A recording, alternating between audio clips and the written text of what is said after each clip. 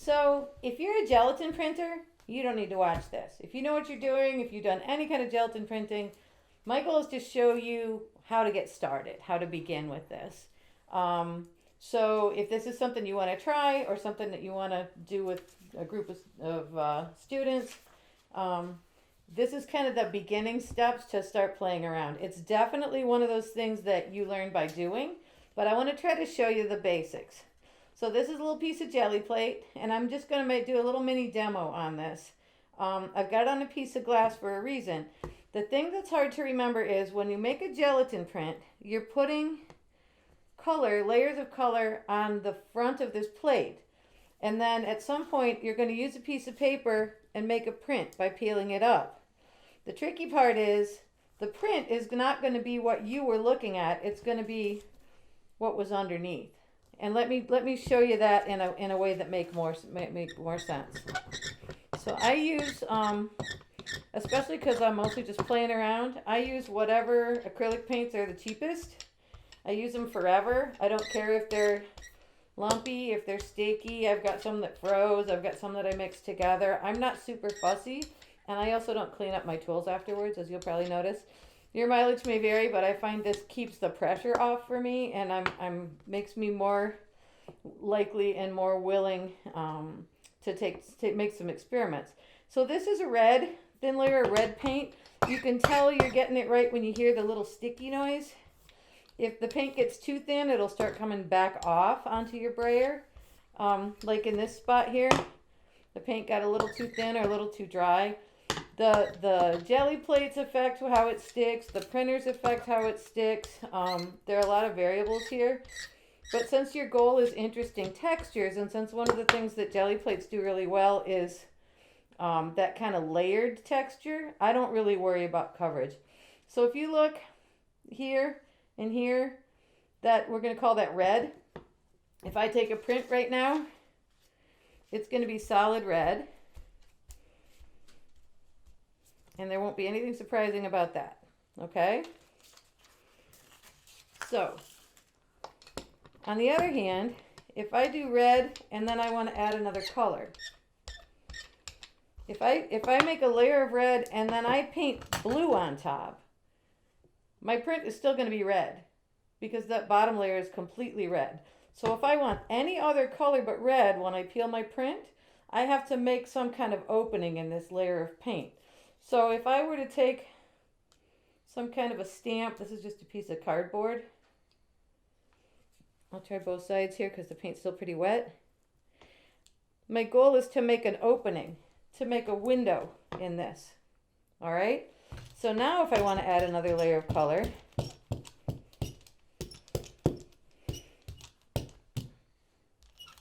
remember when you roll your paint, you want to lift the roller in between so that it hits somewhere differently every time.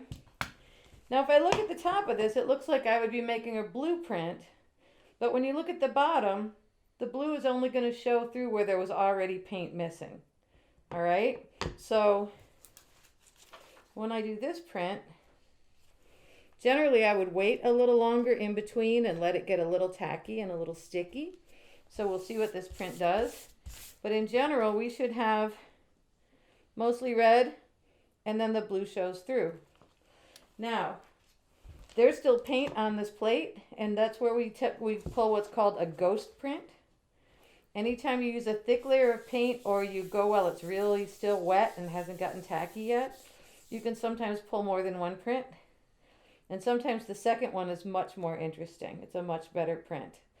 So if you get the idea, when I talk about making a window, I'm talking about using stamps or using some kind of a texture in order to remove paint from the surface. Let me give you another quick demo on this little one to give you another example of that. We have that red, right? And if you're in doubt, look at bottom and see what your print is going to be. So let's say I take a stencil. This is those little foam sticky things. This is what's left over when you punch them out. So if I put this on the surface, and if I want to press this down, I tend to put a piece of paper on top of it. Sometimes you have this little lucky effect where you get some polka dots through there. This one's pretty thick, so I didn't. But when I lift this up now, I've created this window. You can see from the back that whatever I do next, that those red dots are what's touching the plate. And so the thing to remember when you're printing is the only thing you're going to see on your print is what's touching the plate at the time. So if I add some blue on top of there,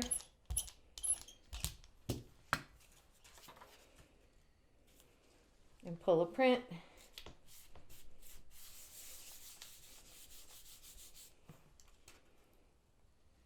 I get both of those colors and I can see that pattern. So there's the initial print, and then we'll get a ghost print. Now, one of the reasons that I hardly ever clean a plate is that residual paint that's left over from the last project can make something really interesting happen for the next project. And I can show you some examples of that. The thing I want to do today is to make some small jelly prints, small gelatin prints on greeting cards. And I'll show you how to do that. And in the process, show you some of the different ways that you can use simple materials. You can buy stencils, these thin mylar stencils, which are kind of fun, especially if you layer them enough that they're doing something more complicated. This is foam, that craft foam that I cut into pieces and stuck to a backing. So I've kind of got my own pattern and my own design. You can use a little foam sheet, like these are a thin version of kind of the stuff that styrofoam meat trays are made of. I just drew into that with a pen, but it creates this 3D surface that I can add or subtract paint using that. But some of the easiest things to start with would be, this is the stuff they use as a drawer liner, to have some of that around. That's handy. I use a lot of bubble wrap, and I don't generally, I reuse it because those little bits of paint can come off and create another layer of color or layer of information. And the other thing I really enjoy using, they also make these little foam sheet things for crafts that have some kind of pattern on them. I'm a fan of little stencils like this that you can get in the dollar store. I kind of like those patterns. Or just a piece of corrugated cardboard can make a neat pattern. I took an old one of those coated calendars and I cut out some shapes with an X-Acto to make a stencil. So I'll show you how some of these can be used to make some interesting layers. When you first start, you're going to end up having some really kind of ordinary ones that aren't very interesting. Save those and set those aside, because there are things that you can do later. For example, if I were to lay a stencil here and paint on top of it,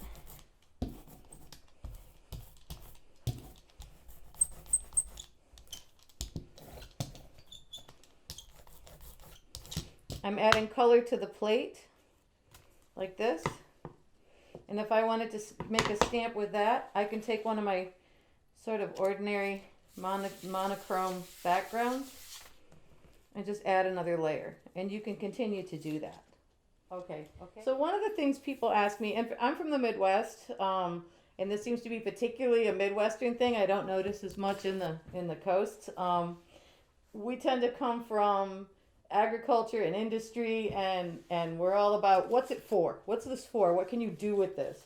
The reality is, making 100 of these interesting prints and just sticking them in a folder is a mental health exercise, and you'll find something to do with them later. But just to give you some ideas, I do a lot of projects that just end up using these. This is a mouse trap I covered with a gelatin print. These little houses, these wooden houses that I make, I roll on a jelly plate and get some different variegated colors for those. So that's one example. I gelatin print on fabric. This is a little doll, a little art doll that I make called an anthropod. And I make all different sizes and shapes, or actually all different colors and patterns of these. So that's a, that's a use for jelly prints as well. I do jewelry, earrings, so rolled paper beads. I found I get bored with my phone. And it's a pretty simple thing. You'll be surprised by this. This is a dollar store phone case because I'm all about that. That's just a clear phone case. So I cut a piece to fit, and then I just took an X-Acto blade and cut out that little window there so that it fits my phone. And this is kind of a fun way to change up the look of things. I use a bullet journal to keep my day organized, and I Mod Podge some of this onto the cover. So there are a lot of different things to do, but one of the fun projects to do and to do with the class, for example, is to make greeting cards. So there's a what's it for answer, and there's not a lot invested in it. You can make your own cards. You could fold your own paper. I just happen to have gotten a stack of cards at a place that was going out of business that I use. I have some commercial cards and envelopes that match, but let me show you that process. So the important thing is to not have hands that look like this because you're going to smudge up your cards no matter what. But there are a couple of ways to avoid that. So I take a card like this, pretend my hands are clean, and I'm going to fold it at the seam. And I need to make sure, no matter what you do, you're going to end up with some on the inside unless you carefully fold this around a piece of scrap paper. Now I can take this print, and if I'm careful with it, the inside and the back will stay in pretty good shape. So if I just press this onto a plate, I don't even remember what's on this jelly plate. We'll find out in a minute. And then apply some pressure. I want to make sure. I'm not super picky about getting all the corners because this is such an inexact surface anyway, that sometimes having those patchy edges looks kind of cool. And then I'm going to peel this up and see what I've got. So that surface to me looks like it would be a really cool background for some kind of a print in here. I set this aside and I'm going to let that dry. As always, you can take a ghost print here. I may put another thin layer of color on there. And remember that this thin layer of color, not only will it show through in any of the places that it touched the plate, but it also acts as an adhesive kind of, so that the paint that's behind it, and I'm just going to do this on a piece of scrap paper, but that thin layer of blue I just put on there makes a sticky layer between the paper and whatever was underneath it. So sometimes that's a way when paint is kind of dried to the plate, you can add a layer on top, and that helps peel it up. A lot of times I'll choose an interesting section like this and use it later in a collage. And other times, if it's boring, I just print over it with something else. I generally, rather than clean these, I generally just use a piece of paper to remove what's on them. Though, if you want to clean up in between, if you want to change colors or wipe a surface, baby wipes, diaper wipes work really well for that. You can use a little bit of a wet paper towel, but diaper wipes are great for fingertips and for jelly plates as well. So this plate, let me see if I can see what's underneath. It looks like it's got kind of a leafy pattern underneath there. I can use this with a design on top of it and make myself a polka dot card. This is just it's been painted 1,000 times, but that's just a Mylar stencil. So if I wanted to take my greeting card, fold it, put my piece of scrap paper inside, I put it on this surface, and then I usually use a piece of paper behind to press like this.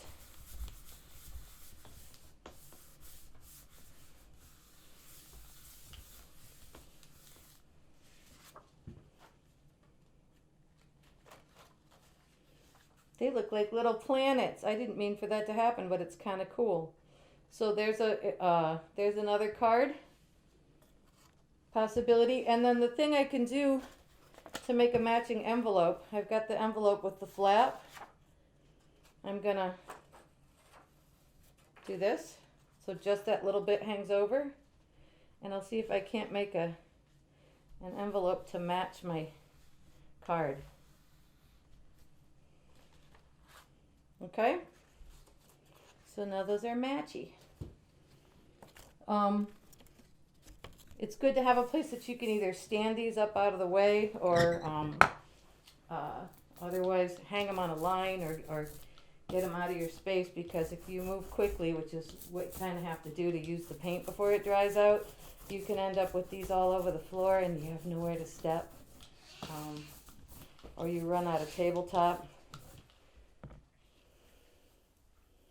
So now the stencil, when I lifted it, didn't pick up the blue behind it, but where my last card had removed those dots, that yellow will show through. All right, so you just kind of continue on with this, making layer after layer. That's just a plain red surface. Get a little more paint.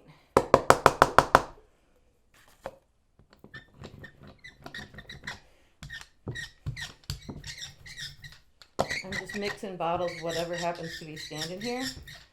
Like I've said in the past, if I overthink colors, I'm always disappointed. And when I throw together things that you think are going to be a nightmare, sometimes you get some really remarkable surprises. So I just keep adding layers, and then I can sometimes add something in between that I use as a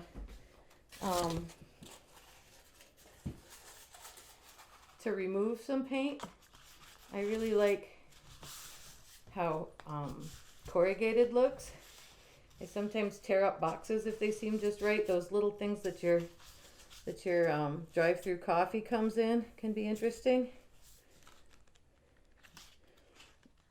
But this makes kind of a stripey, more of a texture than a print. And if I were to add another color on top of that, it'll show through just in those little texture spots.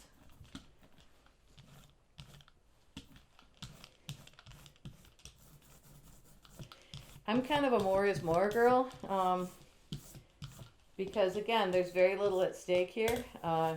If you make a card that turns out to be a little ugly, there's always a rescue on that. And for example, these Mylar stencils, if I put this over a surface like that, and I take something that didn't turn out very interesting, and just see what happens. It only cost me a piece of paper, and half the time it's scrap paper to begin with.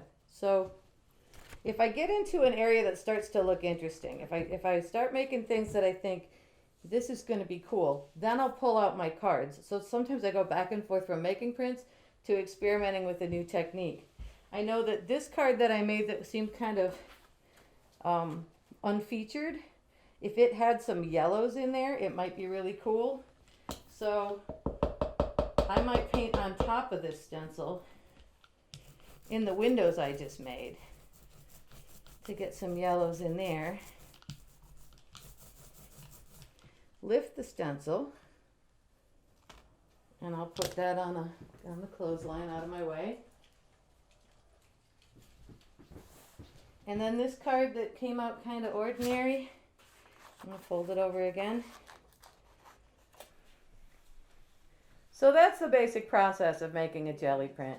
Make lots of them, tuck them away somewhere. Later on, you might find a use for them.